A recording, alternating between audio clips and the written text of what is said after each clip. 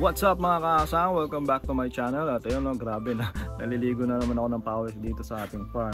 At ayun, pumunta nga ako dito sa farm dahil chinecheck ko na yung mga dapat nating ayusin. At ayun, umorder na ako ng mga ganitong tubs. So ayun, medyo nahirapan ako maghanap ng supplier nito, no, kasi hindi ko alam, ang hirap kasi 20 pieces yung kailangan ko at yung mga malalapit dito wala silang ganong stock. So medyo natagalan yung ating pag-order.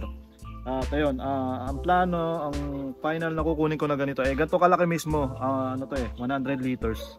So ngayon hindi pa rin nila kayang i-ship, so bukas pa at babalik ulit ako dito bukas para may setup natin yung mga tabs natin. So bukas na rin siguro sana, no, dumating na yung in-order nating pump, kasi sa Shopee na lang din ako order ng air compressor natin. Tapos yun, pag dumating na yun, isasabay ko na rin yung tubo, at yung tubo naman para do sa ating daluyan ng hangin.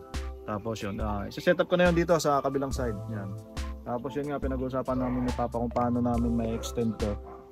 Kasi ito kailangan namin i-extend pag magdadagdag pa ako ng funds. Kasi yun nga, unang plano puro ganito. Tapos naisip ko may budget pa kasi na bumili ng ganito kahit mga 6 na peraso pa.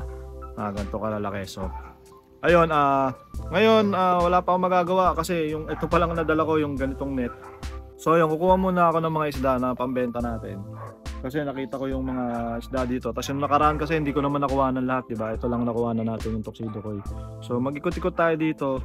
Tignan natin kung ano yung mga pwede nating kunin na isda na i-stock natin sa shop. At yun, kung hindi naman natin kaya kumuha ng maramihan ngayon, yung mga pang retail na lang para marami tayong paninda doon sa shop na mga iba't ibang klaseng guppies. So yun, ayun, harvest muna tayo ng konti, tapos ikot-ikot tayo dito. So yun mga kasang, no, konting update lang din, samahan na natin ng update. So kung mapapansin nyo itong mga tabs na to na styro, piniisip ko na siyang alisin dyan. Tapos yan nga, kung makikita nyo, meron ng nag-leak dyan. Bali, dalawa na yung nag-leak dyan. At sa tingin ko, magagamit ko na lang yan sa aking mga halaman, no? So kung magpaparami tayo ng mga aqua plants, yan na lang yung gagamitin ko. Tapos iibahin ko na yan, aalisin ko na yan dyan. Baka ilipat ko dito sa side na to. Tapos bibili ulit ako ng mga ganitong tabs. Siguro mga 4 pa para isang diretso dyan. So yun yung plano natin dyan. Tapos yun, hanap tayo mga guppies na pwede natin kunin. At yun, naalala ko lang pala, no, nung huling pumunta tayo dito, cleaner natin yung dalawang lalagyan na yan. So ang iniisip ko ilagay nga dyan, yung ating RDSS o Red Dragon Snake Skin. So kuha tayo ng, pwede natin ilagay dyan siguro isang trio na Red Dragon Snake Skin. So yun, hindi ko in-out lahat ng mga pwede kong i-out dito, no, kasi nga sabi ko, paparamihin ko to ng madami. So nag-start nga tayo dito, binigyan tayo ni Mitras Backyard ng isang pares. So yung isang pares na yun, meron na yatang 2 batch dito. At yun, nakapagbenta na rin ako niyan, mga 8 to 10 pairs yata yung na-i-out ko na dyan. So ito, kuha na tayo ngayon. At sana may makuha pa tayong mga female, no, kasi yung nakaraan, naghanap ako dito ng female. Puro males yung nakita ko. Tapos yung mga female parang ang liliit pa. So tignan natin kung meron tayong makikitang malaking female dyan. Ayan, medyo malinaw pa yung tubig niya, kaya madali pa natin makikita. So, medyo mahirap lang yung ginagawa ko dahil may hawak tayong camera. Tapos nanguhuli tayo na isda dito. Kaya medyo mahirap makita din. Ayan, may mga halaman pa. Yan, may lang nga nakikita ang female, kaso parang ang liit nito. Ang liit nito mga to. Tingnan natin kung makakakuha tayo ng 2 trio, tapos ilalagay natin tig-isang trio doon sa space natin. So yun guys, ito yung mga nahuli ko. At yan, kumuha tayo ng 2 trio. Sinama ko na yung pinaka female natin na nanay. Ito yung, kung mapapansin nyo yung malaki na yan. Yan yung pinaka nanay nun. Tapos 2 male kinuha natin, tapos yung medyo maliliit na female. So yun, mabilis naman lalaki yan. At ilalagay ko dito sa ating aquarium na to yung malaking nanay. So ito yung pinaka pinagmulan niyan, yung Big Mama. Yan, dyan ka magparami, no. Tapos samahan natin na isang male. So itong male na to, ito na yung anak niya. Yan, bali anak niya na to. Tapos samahan pa natin na isang female na maliit. So trio ilalagay natin dito para mas mabilis na dumami. Yan, medyo maliit pa to pero mabilis na lalaki yan dyan dahil 3 na lang sila dyan. Tapos itong isang trio, ilalagay naman natin dito sa kabilang tab na to. kung saan dito nanggaling yung ating red balloon platinum nakaraan na inalis na natin.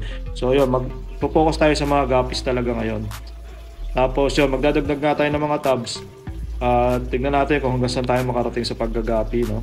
Kasi ngayon talaga magiging massive ang breeding natin. So yan ang isang pair. Nasaan na isa? Nasaan na yung isang female? Parang hindi makakita. Dito ba?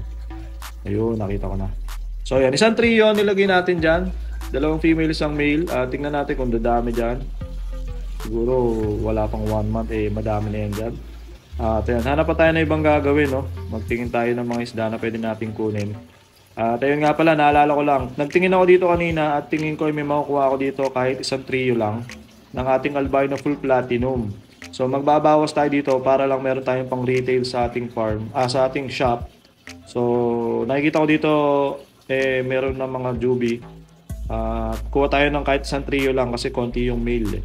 Parang ang konti lang nung unang batch kasi na inanak dito. So kuha tayo ng isang trio dyan. Tapos sinisip ko rin na kumuha dito sa ating HB Pastel. Ayan, ito HB Pastel, 4 na piraso lang din tong pinagsimulan dito. Ang nakikita ko dito malaki, isa na lang yung female. Tapos mga anak niya na yun. Tapos yung kukuha nga rin pala tayo ng crayfish dito. Ayan, tapos dito yung bluegrass naman.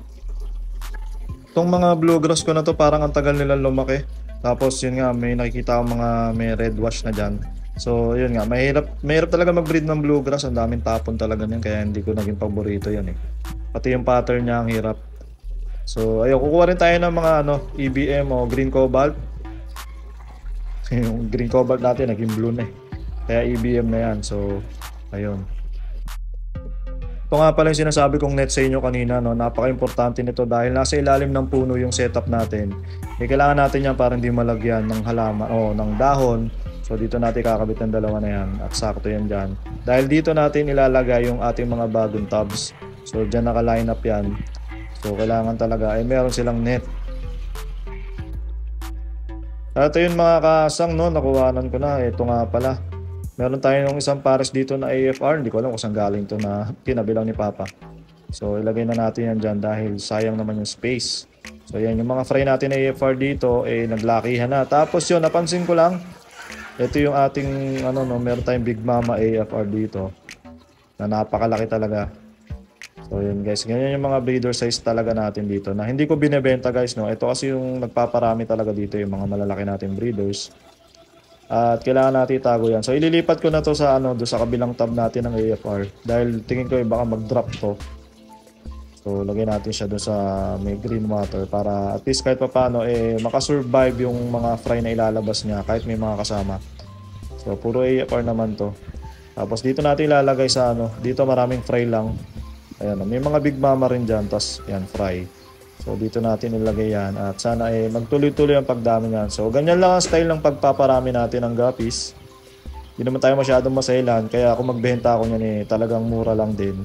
Dahil nga yung pagpapalaki ko sa kanila talagang hindi naman masyadong matrabaho. So hinahayaan ko lang sila dyan, tapos pinapalaki ko lang sila dyan. Tapos kusa na rin naman nanganganak yan. At yung pinapakain lang yan araw-araw. Twice a day, PO1 lang ang gamit natin dyan, no, sa mga nagtatanong. So ayun, ano pa nga bang gagawin natin? At ayun mga kasang, nakakuha na ako ng mga iuuwi natin na mga guppies. So konti lang to.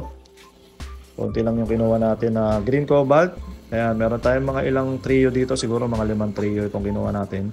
Tapos kumuha ako ng HB Pastel, 2 pair lang. So ito mga pang retail lang to, wala tayong pang wholesale ngayon, no, kasi maliit lang din yung dala kong plastic.